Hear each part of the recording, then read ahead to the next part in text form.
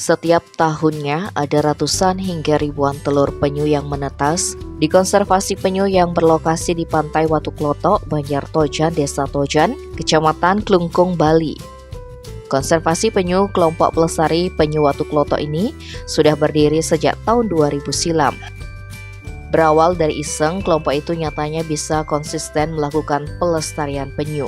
Wayan Gede Swibawo 41 tahun selaku Ketua Kelompok Pelestari Penyu Watu Klotok menuturkan bahwa terbentuknya kelompok tersebut berawal ketika dirinya merasa prihatin atas banyaknya telur penyu yang dimakan predator di pesisir Pantai Watu Klotok.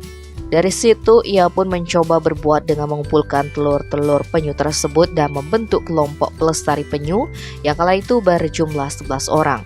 Namun keisengannya itu justru berlanjut hingga saat ini karena memang pihaknya konsisten dalam melestarikan penyu.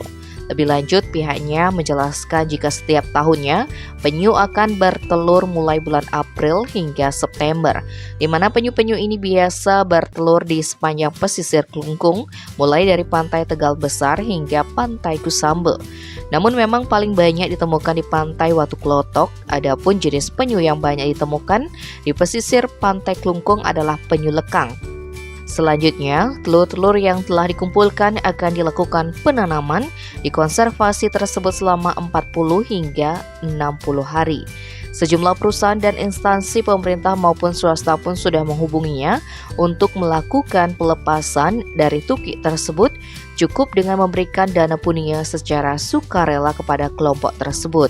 Dan selama menjalani konservasi penyu, menurutnya tidak ada kendala yang berarti. Sebab pihaknya ingin agar konservasi ini selain menyelamatkan habitat penyu, juga dapat berguna bagi generasi penerusnya ke depan. Tim Bali Express melaporkan.